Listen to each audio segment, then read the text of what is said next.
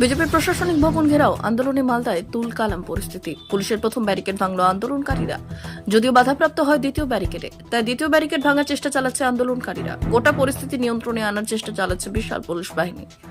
নারী ধর্ষণ, খুন, জখম, চুরি সহ রাজ্য সরকারের বিরুদ্ধে একাধিক অভিযোগ তুলে ভারতীয় জনতা পার্টির উদ্যোগে জেলা শাসকের অফিস ঘেরাও মোতায়েন বিশাল পুলিশ বাহিনী। জেলা প্রশাসন ভবন চত্বরে ঢোকার মুখে পুলিশের সঙ্গে ধস্তাধস্তি ভাঙল প্রথম ব্যারিকেড।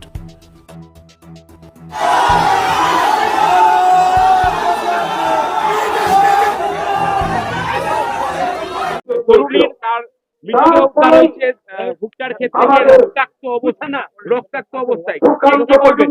মথাবাড়ির আহমেদপুরে সেখানটায় একজন মহিলা সে সরস্বতী পুজো করে তারা বোধহয় শৌচকর্ম করার জন্য বাইরে যাচ্ছিল, যেটা আমরা খবর পেয়েছি।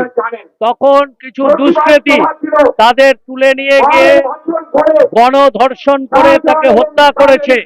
কারণ মহিলাটি মনে হয় যারা করেছে তাদেরকে চিনতে পেরেছিল, সেই জন্য হত্যা করেছে। তার পরিবার থেকে পুলিশকে জানানো হয়েছে। ভারতীয় জনতা পার্টি আমরাও পুলিশকে বলেছি, এখন অবধি একজনও কোনো অপরাধীকে গ্রেপ্তার করা হয়নি। আমরা জানি যে বাংলার পুলিশ নপুংসক আজকে অবস্থায় পরিণত হয়েছে এবং এই নপুংসকদের দিয়ে আর যাই হোক প্রশাসন সামলানো যাবে না, দুষ্কৃতীদের দমন করা যাবে না। এটা আজকে প্রমাণ করেছে। শাহজাহান কে আজ অব্দি গ্রেপ্তার করতে পারে না, শিবু কে আজ অব্দি গ্রেপ্তার করতে পারে না, উত্তমকে গ্রেপ্তার করতে পারে না। কিন্তু সেখানটায় যখন প্রতিবাদ করতে যায় তখন একজন ভারতীয় গণতন্ত্রের যারা আইন তৈরি করেন সেই আইন পরিষদের সদস্য, একজন এমপি এবং ভারতীয় জনতা পার্টির রাজ্য সভাপতি, তার উপর নির্মম এবং অকথ্য অত্যাচার করে তাকে অসুস্থ করে দেয়। এটাই হচ্ছে বাংলার পুলিশ, এটাই হচ্ছে বাংলার মুখ্যমন্ত্রী, পুলিশ মন্ত্রীর কাজের কার্যকলাপ। এখনো পর্যন্ত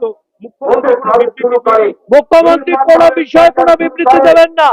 মুখ্যমন্ত্রী বিবৃতি দেন যদি আজকে দেখেন যে উত্তরপ্রদেশে কিছু ঘটেছে, যদি দেখেন আজকে মধ্যপ্রদেশে কিছু ঘটেছে, তখন মুখ্যমন্ত্রীর চোখের জলে বন্যা বইয়ে দেন। কিন্তু বাংলার মা বোনে দ্বারা নিষ্পেষিত হচ্ছে, অত্যাচারিত হচ্ছে, কিন্তু তার ওপর কোন রকম কিছু করছে না।